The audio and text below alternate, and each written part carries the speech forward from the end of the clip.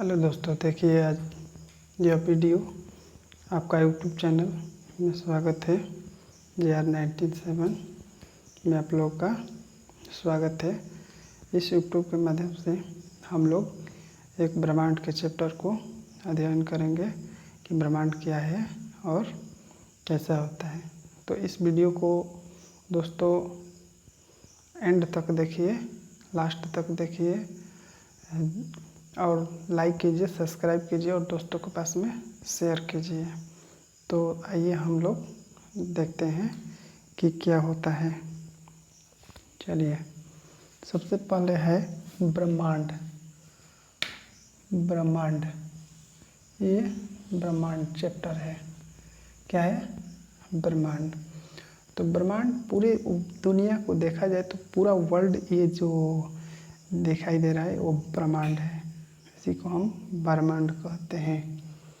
तो ब्रह्मांड किसे कहते हैं उसके पहले हम थोड़ा जान लेते हैं कि पहला कि ब्रह्मांड क्या है। अस्तित्वमान, द्रव्यमान एवं ऊर्जा के सम्मिलित रूप को ब्रह्मांड कहते हैं। अस्तित्वमान, जिसका अस्तित्व है, जिसमें द्रव्य है, जिसमें ऊर्जा है, वो सारी सम्मिलित को ब्रह्मांड कहा जाता है। दूसरे शब्दों में कहते हैं कि ब्रह्मांड में सूक्ष्मतम माने छोटे से छोटे अणुओं से लेकर महाकाय आकाशगंगा को छोटे से छोटे लेकर आकाशगंगा को क्या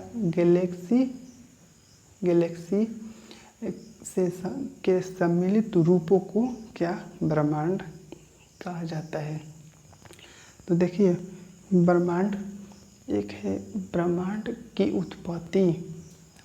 की उत्पत्ति के संबंध में हम लोग देखेंगे कि इसमें महाविस्फोटक सिद्धांत है।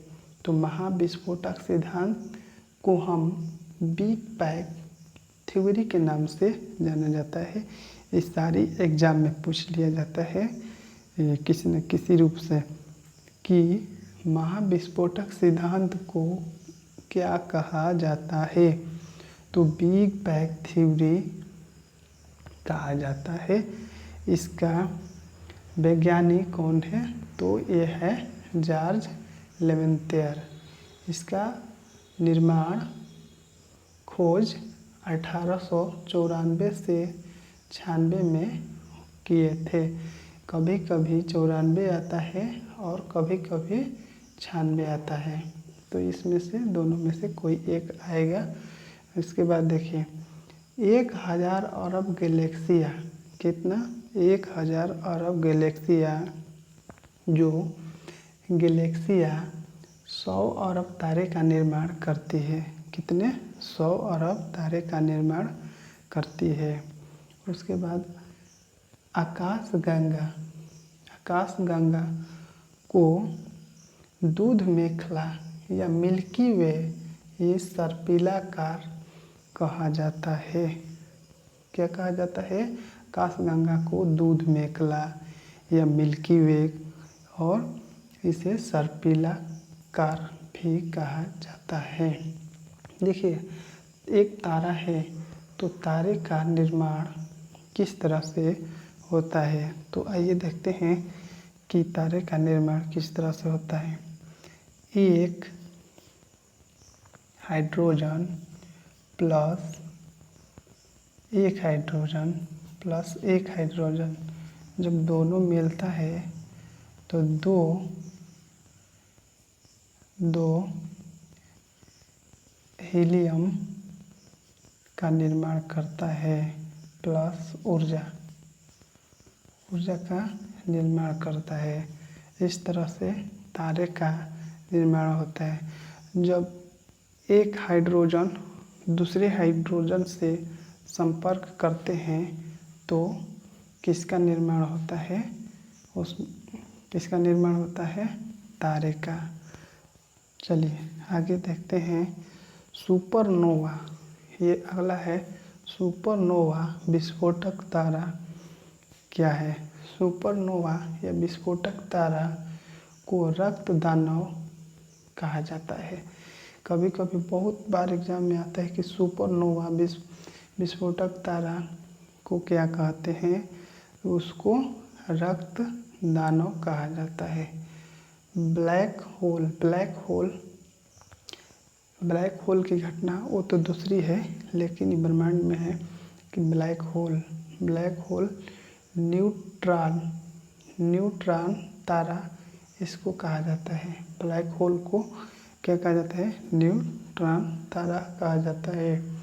देखिए 1930 में एस चंद्रशेखर जो भारत के वैज्ञानिक थे, इनको नोबेल पुरस्कार, इसको 1930 में वैज्ञानिक तो 1930 में ये बन गए, उसके बाद इनको नोबेल पुरस्कार कब मिला था?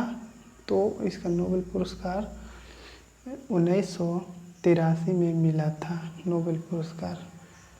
उसके बाद तारों के समूह को तारामंडल कहते हैं। तारों के समूह को तारामंडल कहते हैं। हमारे तारों की संख्या में बात करें तो 88 और 89 तारा है। 88 और 89 तारों है जो उसको ध्रुव तारा या सप्तऋषि के नाम से जाना जाता है। तो इस प्रकार हम लोग ये ब्रह्मांड चैप्टर को देख लिए। उसके बाद हम लोग एक आगे वाला जिसका चैप्टर का नाम है आकाशगंगा में क्या होता है, क्या घटनाएं घटती है, तो उसके बारे में हम लोग देख लेंगे। तब तक इस वीडियो को बढ़िया से देखिए और समझ लीजिए, और इसको पढ़ने के बाद में ऑब्जेक्टिव लूसेंट का जो एक आता है ऑब्जेक्टिव, उसको सॉल्व कीजिए। तो इसके लिए आप लोग का धन्यवाद। Thanks, all the best.